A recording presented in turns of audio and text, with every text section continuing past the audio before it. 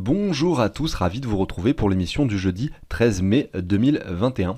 Le Bitcoin s'établit à 50 000 $, donc on a vécu un petit crash ce dernier jour. Regardez, moins 10% en une journée. Et pour l'Ether, c'est la même chose, moins 10%. Donc l'Ether se maintient finalement par rapport au Bitcoin. Vous voyez, il a exactement la même performance que ce dernier. Donc vous voyez, on a quand même un Ether qui reste relativement élevé. Alors aujourd'hui, on va en profiter déjà avant l'introduction pour aller voir le cours du Bitcoin et voir un petit peu ce qu'il se passe et voir si justement on pourrait potentiellement aller plus bas. Et on va aller voir également l'altcoin dominant, c'est l'Ether un petit peu par rapport au Bitcoin, par rapport au dollar, tout ça. Et ensuite, on va enchaîner avec la vidéo du jour qui est consacrée au portefeuille fictif. C'est-à-dire qu'on va analyser aujourd'hui ces 10 crypto-monnaies. J'ai établi une stratégie d'investissement que je suis depuis le mois de novembre avec vous. J'avais un portefeuille avec une valeur de 10 000 €. On a essayé d'acheter par palier ces crypto-monnaies-là. Certains donc il y avait 4 paliers d'achat pour chacune d'entre elles. Certains ont déjà eu les 4 paliers nécessaires et d'autres non. C'est pourquoi il reste de l'argent à investir. Vous voyez ici 3 400 sur les 10 000. Et l'argent qui avait été investi s'est transformé en 27 000. Et donc ce portefeuille s'établit avec 21 000 € de gain, soit un ROI de 210%. Donc aujourd'hui on va analyser, comme je le disais juste avant, ces 10 cryptos, mais avant ça on va commencer tout d'abord avec une petite analyse du Bitcoin, de l'Ether, comme je le fais généralement avant l'intro, avant d'aller voir justement si des ordres ont été touchés et voir si des achats se sont effectués sur ce portefeuille fictif. Alors reprenons le Bitcoin sur la globalité et allons voir un petit peu ce Fibo. Voilà, c'est un Fibo qui vient reprendre le bottom ici en 2015, le sommet ici en 2018 et le bottom ici qui se trouve ici en mars 2020, et on a des petits objectifs et des targets, des niveaux qui pourraient être atteints. Alors les 168 ont été atteints, vous voyez il y a eu ce petit retracement par la suite, les 268 également, vous voyez à chaque fois on les dépasse un petit peu les niveaux. On retrace également par la suite et la prochaine target serait les 423,6 aux 86 500 $. Malgré tout on a une petite purge ce dernier jour, notamment parce que Elon Musk a annoncé également qu'il n'acceptait plus les bitcoins pour pouvoir simplement payer des Tesla. Pour les personnes qui voulaient acheter des Tesla, il était possible de payer en bitcoin, c'est désormais plus possible. Et l'argument annoncé est que le Bitcoin est vraiment énergivore. Et effectivement, est-ce que c'est un argument fiable ou pas? Est-ce que dire que le Bitcoin consomme beaucoup d'énergie est quelque chose de nouveau? Non, c'est depuis le début comme ça, bien sûr. Mais bon, vous voyez, il fait des annonces et ensuite le cours fluctue. Est-ce qu'il y a des intérêts derrière? Probablement. Mais peu importe, on s'en fiche. De toute façon, voilà, on a regardé, quand on regarde le graphique, tout de même, on n'est pas sur une grosse bougie rouge non plus. On reste en fait tout simplement dans ce rectangle qui s'établit à cet endroit-là. Vous le voyez, c'est un rectangle très simple. Vous voyez que le cours est en train tout simplement de latéraliser sur le Bitcoin depuis quelques semaines. Alors ici je suis en weekly, ici regardez, nous étions le 15 février, donc depuis le 15 février, le cours latéralise. Voilà, donc c'est bien, le marché ralentit, c'est pas forcément une mauvaise chose. Certes, ça peut faire un peu bizarre quand on passe de 58 000 à 50 000 de façon très rapide, mais en fait, voilà, ce sont des choses qui arrivent assez régulièrement sur le marché. Si on se met ici en daily, on va voir un petit peu quel target a été touché. Et c'est là que c'est intéressant, c'est que vous savez, à chaque fois je mets cette trendline-ci, vous le voyez, et vous voyez cette mèche, elle est allée au-dessous de cette trendline pour finalement la réintégrer immédiatement. Donc on a eu une petite mèche aux 46 000 $, et on a réintégré ce canal de façon assez rapide. Donc justement, tant qu'on reste au-dessus ici, donc dans ce canal, eh bien je pense pour ma part que effectivement ce n'est pas encore forcément quelque chose de très baissier ou qui pourrait annoncer quelque chose d'un peu plus bearish. On a un M qui est comme ceci, qui est donc pas encore confirmé, on n'a pas de clôture de chandelle encore au-dessous de cette ligne, et si jamais par exemple à la fin de la journée ou demain le marché devait être amené à venir par exemple au 47 000 avec une clôture au-dessous de ce niveau-là, une clôture en daily, c'est-à-dire qu'à minuit le cours se situe en dessous de cette trendline, eh bien on pourrait avoir un signal assez bearish pour se dire que potentiellement on pourrait revenir chercher ce niveau, qui est d'ailleurs ma target d'achat pour le portefeuille fictif, mais je reviens là-dessus juste après l'introduction. Si on regarde le RSI maintenant, on peut voir que là, regardez, on était sur quelque chose qui est compressé. Finalement, on l'avait cassé par le bas pour réintégrer directement le canal. Et là, on casse à nouveau par le bas. Alors, la question, c'est est-ce que justement, parce que les W peuvent être matérialisés également sur les RSI. Est-ce qu'on pourrait pas se faire un W comme ceci avec une cassure du coup à cet endroit-là? Si ça arrive, on pourrait aller chercher des niveaux bien plus hauts. Mais malgré tout, il faut rester prudent. Je le dis, si ce M se confirme, déjà, on peut revenir aux 41 000 de façon assez rapide. Et derrière, il faudra suivre un petit peu ce qui se passe. On pourrait très bien, si par exemple le marché décidait d'être un petit peu plus bearish pour revenir sur ce niveau-là, on pourrait très bien remonter à nouveau pour tester à nouveau cette ligne qui se trouve par là avant de choisir effectivement une direction, bien sûr, mais en tout cas pour derrière, si jamais on continuait à avoir des M dans des M, là ça commencerait on pourrait commencer à se dire que voilà, potentiellement on a un marché qui pourrait finalement retracer un peu plus profondément, et on pourrait imaginer une fin de bull run si par exemple au mois de juillet on n'est pas plus haut sur le Bitcoin et qu'effectivement on commence à avoir des M dans des M avec un cours qui redescend à 30 000 $, et là eh bien peut-être que je vous dirais attention, le bull run est sûrement terminé terminé, et il va peut-être falloir commencer effectivement à essayer de chercher des ventes, notamment sur les sommets. C'est-à-dire qu'à chaque fois on va essayer de revendre sur les petits sommets. Quand on voit un marché qui commence à être un petit peu bearish avec des M dans des M, eh bien ce qu'on fait c'est qu'on observe les baisses sans revendre et on attend des petites poussées vers le haut avec des retours sur les zones de rechargement pour effectuer des reventes. Voilà, vous voyez, c'est comme ça que, enfin en tout cas, que je fonctionne. Voilà pour ça. Alors selon moi, bien sûr, c'est pas ce qui va se passer. Je suis intimement convaincu que nous ne sommes pas encore sur la fin de quelque chose qui pourrait être encore beaucoup plus haussier. Et je termine en vous montrant rapidement le graphique du Bitcoin par rapport au dollar en monthly. On voit qu'on a une bougie mensuelle qui est celle du mois de mai, qui est assez bearish. Le mois de mai n'est pas terminé. Mais voilà, on a quand même eu pas mal de mois haussiers et un petit retracement n'est pas forcément mauvais. Au contraire, c'est bien d'avoir, quand on a une tendance haussière avec un marché qui monte comme ceci, c'est bien d'avoir des retracements de temps en temps. On peut pas avoir quelque chose qui monte en ligne droite sans retracement. Donc voilà, il faut rester prudent, ne pas paniquer et ne pas se dire que voilà, c'est la fin du bull run et qu'il faut tout revendre d'un coup. Et voilà, peut-être que c'est la fin du bull run, peut-être qu'on va redescendre à 20 000. Mais c'est bien entendu le scénario que je n'envisage pas pour l'instant, et il est bien trop tôt pour le savoir de toute façon. Voilà, je continue avec l'Ether par rapport au dollar, qui lui, regardez, on reste sur le graphique en monthly, c'est assez intéressant de voir que nous avons un Ether de plus en plus haussier. Regardez si on compare ça un petit peu avec ce qu'on avait vu précédemment lors du bull run précédent. Voilà, vous voyez, à chaque fois on avait des bougies mensuelles vertes. Et ben regardez, aujourd'hui c'est pareil, c'est la même chose. On va essayer de se mettre en logarithmique pour que vous puissiez voir quand même que nous sommes encore bien loin du précédent bull run qui était ici. Regardez ici, il y avait quand même 8000%, alors que là si on prend le bottom ici, nous sommes qu'à 2000. Donc voilà, on a peut-être encore un potentiel assez énorme sur cet actif. Et quand on regarde le graphique justement en mensuel, on peut se dire qu'il n'y a rien qui nous annonce que nous sommes sur la fin de quelque chose. Voilà, vous voyez, on est quand même encore sur des bougies vertes. Alors si on se met en daily, vous voyez, on avait ce petit biseau ici, dont je vous avais parlé plusieurs fois, avec ce W qui se forme, cette confirmation. Là on vient tester les 2000$ plusieurs fois avant effectivement d'aller monter aux 4000 et faire x2 de façon assez rapide en quelques semaines, vous le voyez ici. Donc c'est vrai que l'Ether a repris pas mal de valeur. Si on le regarde par rapport au Bitcoin, moi je m'étais amusé à vous dire que il y a pas si longtemps, quand on était à 0,03 environ Bitcoin pour un Ether, et ben je m'étais amusé à vous dire que potentiellement pour moi revenir à 0,10 me semble vraiment pertinent, quand l'Ether était encore à, je me rappelle, à 1000 et quelques dollars sur la chaîne il y a quelques temps. Alors après voilà, si on se met un Fibo qui reprend toute cette baisse ici, nous sommes actuellement simplement revenus au 38,2 de Fibo que nous avons cassé et nous pourrions sans problème revenir donc sur un Ether est égal à 0,10 Bitcoin, et ben ici dans la zone de rechargement qui se trouve à cet endroit là.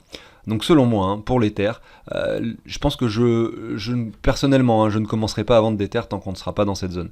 Mais vous l'avez vu, pour un profil un peu moins risqué, je pense qu'il est essentiel de commencer à prendre des profils dès maintenant, puisque si vous avez pu acquérir de l'Ether à moins de 1000$, vous avez déjà fait x4, et reprendre un petit peu d'argent pour récupérer votre mise, évidemment c'est pertinent.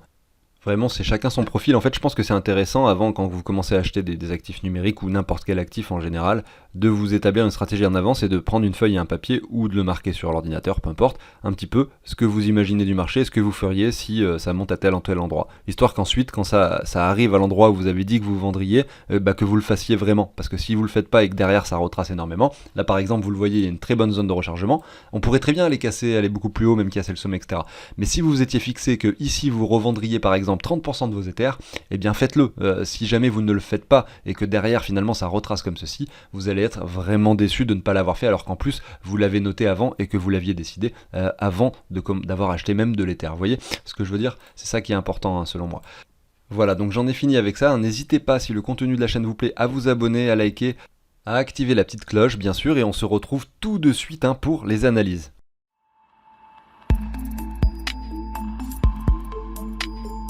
Alors avant de commencer les analyses de ces 10 cryptos, je vous reparle rapidement de ce tableau également que je vous partage sous l'échange d'une donation. Vous avez le lien pour ça dans la description. Il permet également de calculer ses plus-values, en plus bien sûr de récapituler tous ces investissements. Si vous avez beaucoup de cryptos différentes et plein de plateformes, ça vous sera très pratique. Vous allez par exemple pouvoir tout simplement ajouter toutes vos propres crypto-monnaies ici. Par exemple je vais mettre Mana, voilà, vous ajoutez par exemple Mana, directement son prix s'affiche, vous voyez. Donc là ça charge un petit peu, ça prend des fois un petit peu de temps, voilà. Donc il y a son prix qui s'actualise automatiquement. Ici il y a une cellule pour les actualiser tous en même temps, vous voyez, donc là ça actualise tous les prix. Et ensuite, bien sûr, vous allez pouvoir mettre ce que vous possédez. Donc là Mana, ça s'est ajouté ajouté sur le tableau de bord de tout à l'heure, et ça s'est ajouté, donc là les prix sont en train de charger tranquillement, et le mana s'est également ajouté dans valeur sur échange. Et là vous allez dire combien vous en possédez. Vous avez plateforme 1, 2, vous allez pouvoir changer les noms, Binance, crypto.com, etc.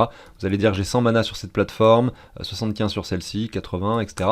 Et voilà, à chaque fois que vous allez faire des achats ou des ventes, vous allez modifier les soldes que vous avez sur chaque plateforme.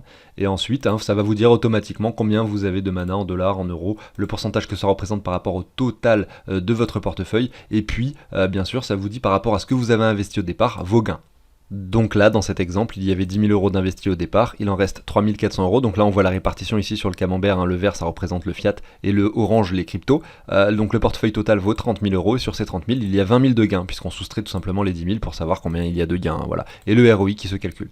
Et ensuite, pour les plus-values, en fait, vous allez, donc les 10 000 euros en fait sont récupérés depuis cet onglet où vous allez pouvoir tout simplement mettre tous vos achats et tous vos ventes par rapport à des euros. Si vous récupérez des euros, vous allez mettre par exemple ici, je récupère 1500 euros de crypto que je viens de revendre pour des euros. Vous allez mettre ici la valeur de votre portefeuille au moment de la revente, donc par exemple 27 205, et à ce moment-là, automatiquement, ça vous calcule la plus-value, et vous allez pouvoir, donc ça va s'additionner ici, vous allez avoir le total, si j'en simule une deuxième, par exemple 1000 à cet endroit-là, je remets un petit peu donc, la même chose, voilà, donc effectivement, là ce sera plus le même montant, si vous vendez effectivement des cryptos pour récupérer des euros, là, ce solde-là, il sera plus bon, parce que vous allez devoir actualiser ce que vous avez sur chaque échange, et bien sûr, là, ça va changer, vous faites ça, c'est en instant T, en temps réel, la valeur de votre portefeuille, et ça vous calcule automatiquement la plus-value, et là voilà, ça s'additionne comme je le disais tout à l'heure.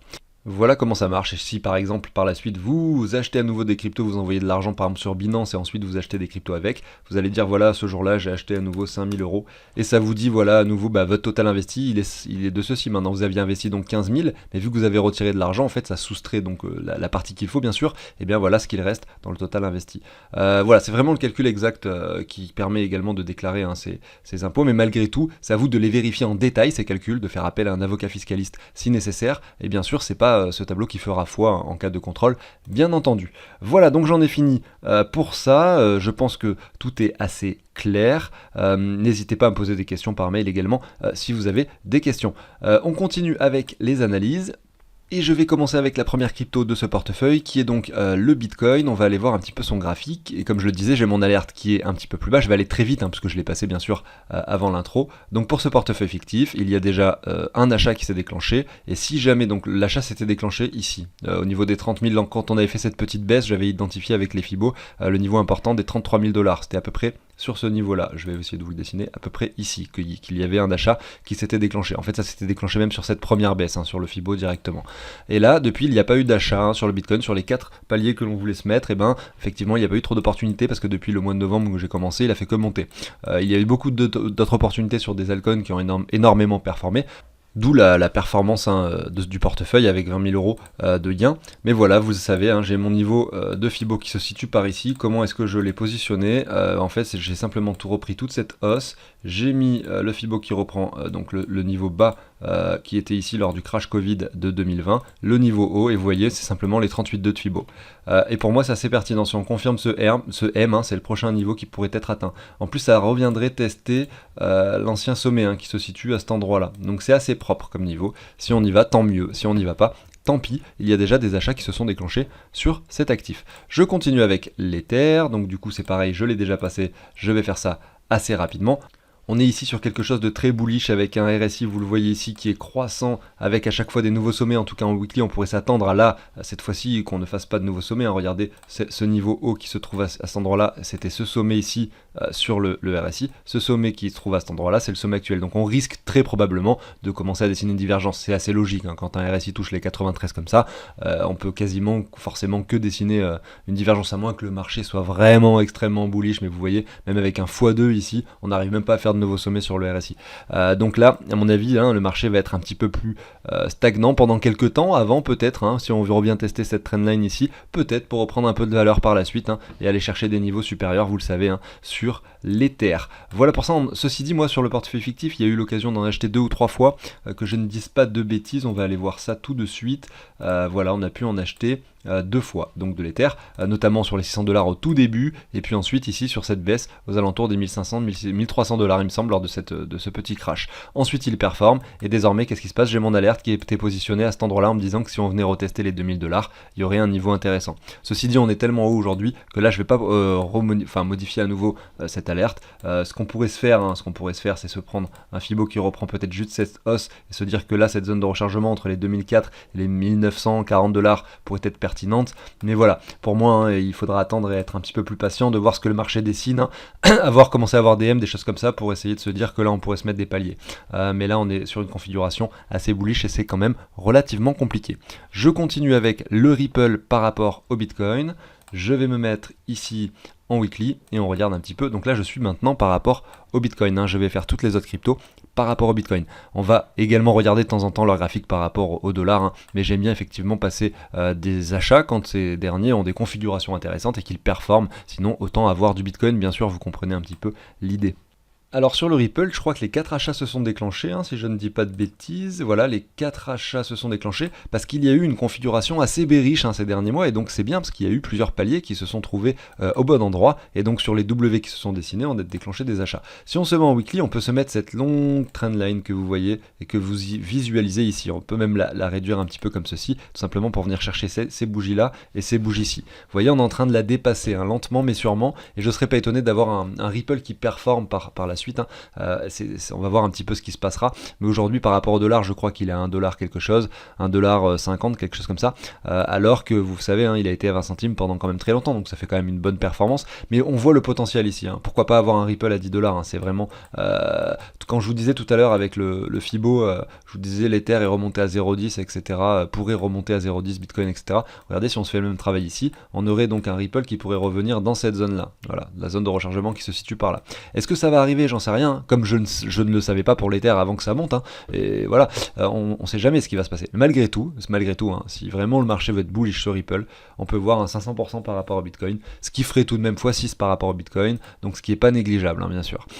Donc c'est pour ça que voilà, ce niveau-là pourrait correspondre à un Ripple approximativement vers les 10 dollars en fonction du prix du Bitcoin, bien entendu, mais voilà, vous comprenez un peu l'idée, en tout cas pour cet actif. Donc vu que les 4 achats se sont déclenchés, il n'y a rien à faire. Pour quelqu'un qui souhaiterait investir, écoutez, on est pile poil sur la trendline, donc c'est peut-être un peu dur parce qu'on est quand même sur une résistance. En plus on a cette résistance qui se trouve à cet endroit là. Peut-être qu'il faudrait attendre une confirmation, donc avoir un marché peut-être qui viendrait s'appuyer dessus, aller casser. Finalement il faudrait qu'on vienne s'affranchir de ce niveau haut, de cette longue résistance, de cette longue période d'accumulation, et là à cet endroit là on pourra peut-être avoir des signaux assez importants, essayer de choper. En fait c'est comme je disais tout à l'heure, quand on est dans une phase haussière, on essaye de choper finalement. Attendez, je vais essayer de vous refaire ça proprement pour que ce soit un peu plus clair. Quand on est sur une phase haussière, on essaye, donc il y a des tendances, ça monte, ça descend, c'est toujours comme ça, on essaye à chaque fois de choper les parties basses. Et quand on veut revendre ses actifs et qu'on a fait des profits, etc., et qu'on voit un marché qui commence à dessiner des M, c'est ce que je disais tout à l'heure, donc le marché il touche un top à cet endroit-là, et c'est l'inverse. Là on voit un M qui se dessine, une confirmation, on va pas forcément vendre là sur cette confirmation, on va essayer de revendre justement lorsqu'on va revenir dans une zone de rechargement plus haut, avec un marché qui remonte sur des bougies rouges, des bougies vertes, excusez-moi, on va essayer de vendre à cet endroit-là, et après voilà, on pourrait s'attendre à quelque chose qui continue à baisser dans ces cas-là. Vous voyez un petit peu l'idée. J'en ai fini avec le Ripple, je continue avec le Tezos. Et le Tezos, par rapport au Bitcoin, il est très joli, il est vraiment très joli. On a quelque chose qui a été très baissier ces derniers temps. Regardez, là nous étions en août 2020, nous avons eu une latéralisation très très longue de marché pendant toute cette phase où le Bitcoin ne faisait rien à ce moment-là, et donc le Tezos faisait des zigzags à cet endroit-là sur ces niveaux hauts, et derrière, regardez, il retrace, et là il a commencé justement, c'est ici, on peut visualiser la confirmation bearish à cet endroit-là sur cette bougie. Et vous voyez, des fois ça ne fait pas ces M dont je parlais, là il est vraiment descendu de façon assez rapide, en tout cas par rapport au Bitcoin, et là il commence à dessiner des W. Vous voyez que là on a un niveau plus bas que ici, donc là on a un premier W qui se dessine. On va essayer de zoomer un petit peu sur Tezos, on va se mettre en daily comme ceci, voilà. Donc on a quand même ce W qui se dessine, vous le voyez ici à cet endroit là, qui s'est pas confirmé à cet endroit là. Vous voyez, on ne fait pas de nouveau plus haut, on est un petit peu plus haut, mais voilà, c'est pas assez propre, et là on a quelque chose d'assez propre qui s'est déclenché ici le 6 mai 2021, donc c'est récent, ça a été assez propre, on a vraiment déclenché une confirmation de ce W. Si on se met du coup la trendline comme ceci, ou plutôt cette ligne horizontale, je veux dire, on revient tester après l'avoir confirmé cette ligne. Est-ce qu'on peut aller plus bas? Bien sûr, mais malgré tout, on est sur une confirmation d'un W qui dure depuis le mois de décembre 2020, et donc selon moi, hein, peut-être qu'on est prêt sur Tezos, hein, si on retourne sur du weekly, à aller chercher des niveaux supérieurs. Et donc il faut quand même, maintenant qu'on a cette confirmation et que là on est revenu tester la neckline, on est sur un niveau intéressant pour un achat bien sûr. Ceci dit, il faut faire attention, on est par rapport au Bitcoin, et si le Bitcoin donc perd beaucoup de valeur et que le Tezos se maintient par rapport au Bitcoin, on peut avoir quand même quelques pertes par rapport au dollar. Hein. Mais vous le voyez bien, l'idée c'est quand même d'essayer d'en avoir quand on pense qu'ils vont performer par rapport au Bitcoin. Sinon, je le répète, je vois pas l'intérêt d'avoir de ces actifs. Et donc, qu'est-ce qu'on fait? On se met un Fibo qui reprend toute cette baisse comme ceci, et on peut se dire que voilà, c'est la même chose. On pourrait revenir dans la zone de rechargement qui représente finalement cette grosse résistance à cet endroit-là. Là, à cet endroit-là, je pense qu'on peut commencer à se dire, si jamais on y va un jour, là, donc c'est comme ça qu'on établit une stratégie à l'avance. Hein. Là, si par exemple j'achète 1000 euros de Tezos à cet endroit-là, je me dis que voilà, si Tezos retourne sur des niveaux de prix qui se situent à cet endroit-là par rapport au Bitcoin, eh bien je revends au moins ce que j'ai investi pour ne pas perdre d'argent, et j'espère effectivement qu'on fasse un nouvel ATH et qu'on aille chercher des sommets sur Tezos. Ou alors, je revends ici 50%, voire même 80%, parce que ça y est, j'ai atteint l'objectif que je voulais, je suis content avec ça, et j'arrête et je sors de Tezos quasiment à 100% sur cette zone de rechargement. Voilà, c'est pour ça que je dis chacun sa stratégie, bien sûr. Alors le Litecoin, maintenant, qu'est-ce qu'on voit? C'est pareil, hein, on est sur un graphique assez bearish, et on a depuis peu de temps seulement un marché qui se reprend ici. Hein.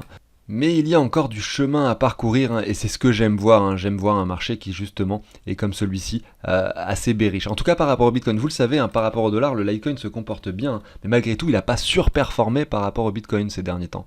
Regardez, on est simplement sur l'ancien ATH, c'est tout, alors que le Bitcoin lui il a déjà fait x3. Donc vous voyez, c'est pour ça qu'en fait on voit le potentiel, je préfère estimer le potentiel en les regardant par rapport tout simplement au Bitcoin. Et on voit que ce dernier effectivement il n'a pas du tout performé, et là on reprend justement un petit peu de valeur depuis quelques temps, et on va devoir s'affranchir de cette ligne de résistance, hein, vous voyez, qui vient chercher à la fois le bottom ici, le bottom à cet endroit là, le sommet ici, et là on est en train de venir la retester. Peut-être qu'on peut venir à cet endroit là simplement, et vous voyez on a un joli V-bottom qui s'est dessiné, donc on pourrait y revenir pour, pourquoi pas ici, si on zoome un petit peu, revenir dans la zone de rechargement ou tester. Alors là je serais pas étonné qu'on fasse ça et qu'on revienne tester des niveaux plus bas qui représenteraient cette ligne là. Hein. Je vais essayer de vous la mettre un peu mieux parce que là c'est pas forcément clair. Vous voyez, imaginez une trendline qui se positionnerait comme ceci, vous voyez, qui vient chercher les cours ici, ici, ici.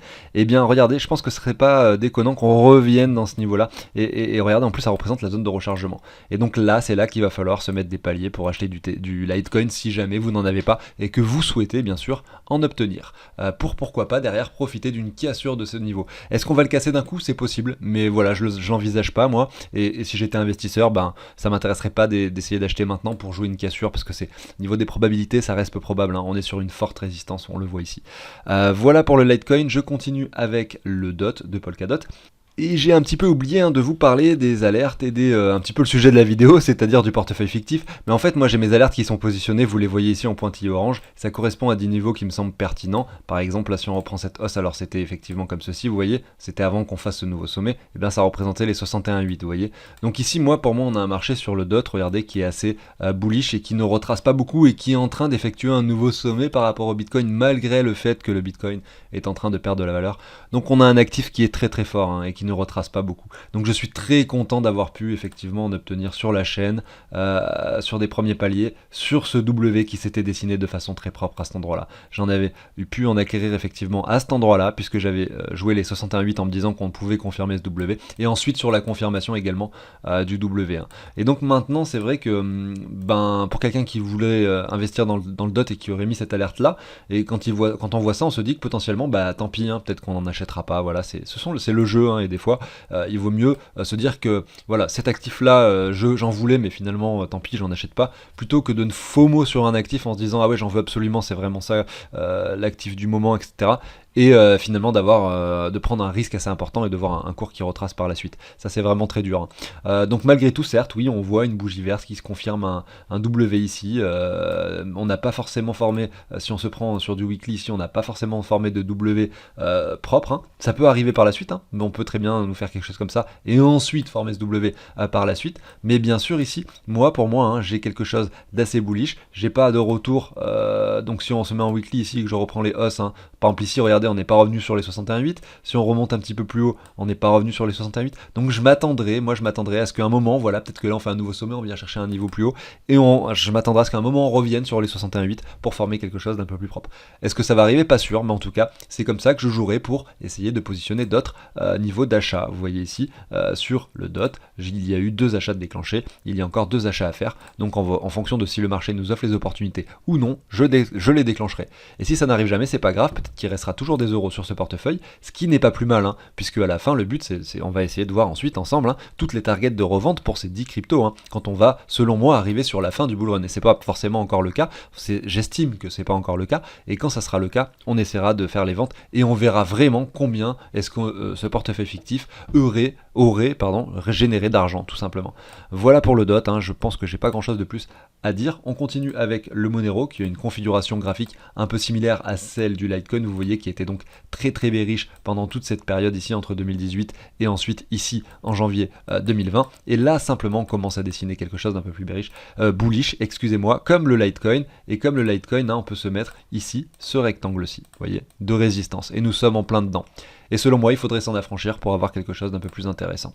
Et on pourrait se mettre, comme ceci, un Fibo en estimant, par exemple, des paliers de retour, tout simplement. Voilà, un retour au 38,2, au 61,8, zone de rechargement. Parce qu'on est sur une résistance. Donc, au niveau des probabilités, je pense que la probabilité est plus en faveur d'un retour sur quelque chose avec des bougies rouges plutôt que quelque chose qui viendrait casser immédiatement cette résistance, vous voyez. C'est comme ça que j'envisage les choses. Après voilà, c'est quelque chose qu'on va suivre ensemble. Il y a eu sur le Monero, on va aller voir combien d'achats se sont déclenchés, il y en a eu déjà 4 en fait. Donc c'est tant mieux, parce qu'on a pu accumuler ici. On avait même, alors là c'était quoi, mai, juin, novembre. Voilà, on avait même commencé à accumuler ici sur la chaîne du Monero. Et ensuite on a eu un deuxième palier par ici, un deuxième sur les 61,8 et la confirmation ici du W. Donc vous voyez les 4 achats qui se sont déclenchés, et maintenant on va essayer d'attendre de voir ce qu'il se passera. Je continue avec IGLD. IGLD par rapport au Bitcoin a été très bullish, et c'est pareil, ceux qui ont suivi la chaîne depuis le début ont pu, j'espère, en acquérir un petit peu, voilà, parce que j'en ai parlé quand il valait encore 10$, on avait des W qui se dessinaient, etc., notamment celui-ci, avec un achat qui s'était déclenché par ici, avec les confirmations, et là on a eu quelque chose de très bullish sur IGLD, donc c'est tant mieux. Si on reprend même un Fibo de prolongation, j'avais même essayé de définir des targets de vente, notamment, je me rappelle quand on avait touché pile poil le sommet là-haut, alors en plus j'avais pris le Fibo voilà, sur la mèche, et ça correspondait pile poil au 161,8, et c'est vrai que c'était un très très bon niveau de revente, au moins pour récupérer son investissement de départ et peut-être se faire quelques petits profits. Mais si on retourne sur le graphique actuel, voilà, regardez ici, qu'est-ce qu'on peut faire pour quelqu'un qui souhaiterait investir dans IGLD? Eh bien, vous pouvez vous mettre un Fibo comme ceci. Donc, vous voyez qu'on a quelque chose d'assez bullish, un peu comme le Polkadot. Vous voyez, on n'a pas vraiment de vrai W. Donc, je serais pas étonné que cet actif revienne tester des niveaux un petit peu plus bas. Peut-être la zone de rechargement, peut-être cette ligne que j'ai dessinée justement en plein dans la zone de rechargement pour déclencher un nouvel achat si ça arrive un jour, pour peut-être dessiner un gros W comme ceci sur du plus long terme. Alors, je dis pas que ça va arriver, peut-être qu'on va avoir quelque chose de plus bullish sur IGLD plus rapidement, mais en tout cas voilà, ici aujourd'hui on a quand même cette trendline qui se tient, là je suis en train de visualiser ça en même temps, on a cette trendline qui se tient, et tant qu'elle tient cette trendline, eh bien on n'ira pas chercher cette zone de rechargement. Il faudrait avoir une clôture, si on commence à avoir une clôture au-dessous de cette ligne, on pourra se dire que là ça commence à sentir un peu le roussi, revenir au 38,2, voilà, un peu plus bas, pourquoi pas. Mais tant que cette trendline tient, vraiment il n'y a rien à dire sur IGLD. Là peut-être qu'on est prêt à aller chercher un nouveau sommet comme c'est le cas sur le DOT, bien sûr. Voilà, donc c'est pour ça, peut-être que là un premier palier sur le niveau actuel du coup serait intéressant, notamment parce qu'on est sur l'appui de cette trendline. Mais malgré tout, voilà, il faut rester vigilant et toujours garder de la liquidité si jamais le marché devait être un petit peu plus bearish sur IGLD. Je continue avec SNX. Donc SNX, qu'est-ce qui se passe? On regarde ça ici en weekly. On a un marché qui ici, regardez, c'était en août 2020, avait touché un sommet par rapport au Bitcoin, et depuis ne fait pas grand chose, il stagne. On est, comme je le disais d'ailleurs, on a cette... j'ai vu que là, début de la semaine, il y avait les actifs de la finance décentralisée qui performaient pas mal, alors qu'on avait un Bitcoin qui justement ne faisait rien, un Ether qui retraçait un petit peu aussi également. Et bien regardez, SNX en fait partie, puisque vous le voyez sur cette bougie hebdomadaire, on a quand même 30% de performance, et je vous disais encore la semaine dernière que nous étions sur la trendline intéressante, notamment de ce triangle de compression qui pourrait continuer encore, on pourrait continuer à jongler encore un peu dessus avant de prendre une décision à la baisse ou à la hausse, mais ceci dit, voilà, tout simplement, c'était un bon niveau de support. D'autant plus que si le marché devait être amené à devenir un peu plus bullish et à confirmer des choses, on pourrait donc s'affranchir de ce triangle de compression et tout simplement former ce W1, voilà, ce W qui se matérialise ici avec une confirmation et pourquoi pas un nouvel ATH directement. Ça c'est aussi possible et c'est pour ça que ce niveau-là restait pertinent pour un palier. Et ensuite la confirmation un deuxième palier par exemple, voilà, tout simplement. Après si vous achetiez ici par exemple un dixième de ce que vous en vouliez ou un quart de ce que vous en vouliez et que ça continue plus bas, et ben vous auriez pu en acheter plus ensuite plus bas pour lisser votre point d'achat, etc. C'est bien de raisonner par palier, enfin en tout cas c'est mon point de vue, chacun le sien bien sûr, je pense qu'il y a aussi, c'est pas du trading du coup, c'est de l'investissement, et c'est vrai que ceux qui font du trading, généralement ils consacrent par exemple on a 1000 euros, on va essayer de consacrer, on va essayer de faire des trades où on perd pas plus que 20 euros par trade, voilà. Et donc c'est un peu le même principe, en fait on limite son risque en fait, voilà, tout simplement. Alors on va continuer, alors pour le portefeuille fictif, je pense d'ailleurs que sur SNX, voilà, les 4 achats ont été déclenchés, donc là on attend patiemment de voir ce qui va se passer là-dessus. Sur Ocean, qu'est-ce qu'on voit? On voit un joli V-bottom ici. Malgré tout, il y a eu un achat qui s'était déclenché ici et je suis ravi d'avoir pu visualiser ça avec vous en plus sur la chaîne. C'est que on est revenu pile poil dans la zone de rechargement. J'avais mis l'alerte au niveau des 61.8 et il y a eu un flash crash qui avait eu lieu et c'était parfait pour acheter du Ocean à ce moment-là. Alors on reste sur un actif qui n'a pas vraiment performé par rapport au Bitcoin, on le voit là, on était au mois d'août, vous voyez c'est quelque chose qui est assez bearish finalement par rapport au Bitcoin, donc on a peut-être un potentiel derrière si le projet marche et que voilà que c'est quelque chose qui fonctionne. On a ce niveau qui représente finalement on va dire un niveau de résistance, regardez on s'est appuyé dessus, on retrace directement, on pourrait y revenir, on pourrait revenir le tester, il faudrait qu'on vienne s'en affranchir, donc on pourrait se mettre tout par exemple, comme je le fais d'habitude, une ligne horizontale qui vient reprendre ces lignes hautes. Et là, si on vient casser ce niveau, on pourra se dire que là, potentiellement, on est prêt à grimper plus haut. En attendant, c'est toujours bien de se mettre un Fibo et commencer à essayer d'acheter des par palier et tout ça, avant de voir quelque chose ensuite qui sera bullish. Acheter une confirmation aussi, c'est intéressant, mais le potentiel de gain est beaucoup plus faible. Pour matérialiser mes propos, je vais vous montrer. Si par exemple vous achetiez ici le marché et que donc la confirmation est un peu plus haut, il y a environ 100%, on va dire qu'on arrondit à 100%, donc x2. Donc si là vous mettez 500 euros ici et que vous mettez 500 euros ici, si ensuite ça fait x10, là vos 500 se transformeront donc en 5000 euros tout simplement. Alors que les 500 que vous avez mis ici, déjà ici vaudront 1000 et le x10 ça fera donc 10 000. Donc il y aura 5000 euros de gain en plus sur les 500 euros qui ont été mis ici que sur les 500 qui ont été mis là. Je ne sais pas si j'ai été bien clair, mais voilà, c'était pour vous expliquer simplement qu'en fait, juste sur le graphique finalement, ces petits pourcentages ici auront de l'importance plus tard sur la totalité de votre investissement si derrière il y a quelque chose qui performe et qui explose bien sûr.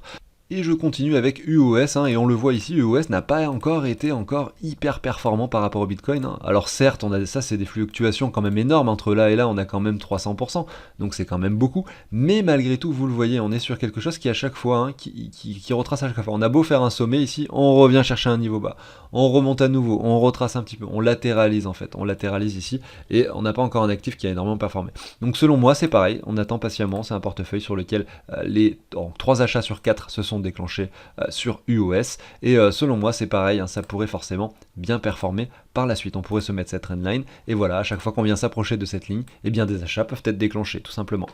Si vous pensez que dans le futur cet actif pourrait monter, bien sûr. Si vous n'y croyez pas, il ne faut pas investir tout simplement. Vous pouvez aller vous renseigner sur le projet, lire un peu leur page, aller voir ce qu'ils proposent et si vous pensez que c'est nul, n'investissez pas dedans. Je pense que c'est aussi bien de faire les deux, de regarder les graphiques et les projets en parallèle. Voilà, donc j'en ai fini pour la vidéo d'aujourd'hui. Ici, il n'y a pas d'alerte sur UOS, et d'ailleurs, je pense que cette trendline est pas mal positionnée. Donc je vais en mettre une d'ailleurs, pour finir. Je vais en mettre une quand même, donc regardez, je vais la mettre ici, aux alentours des 691 Satoshi. Donc je modifie ici, je mets 691, et ici, je rajoute CO pour savoir que c'est pour ce portefeuille fictif. Voilà, donc si l'UOS vient toucher ce niveau, je déclencherai l'achat sur ce portefeuille fictif. Et voilà, donc j'en ai fini pour l'émission du jour. N'hésitez pas à vous abonner, à liker si le contenu vous plaît. Merci à tous de m'avoir écouté, et ceux qui sont encore là pour m'écouter, puisque ça veut dire que vous avez vu la vidéo en entière, et en plus elle était quand même relativement longue. Et je vous dis à demain, probablement pour une nouvelle émission. Salut tout le monde!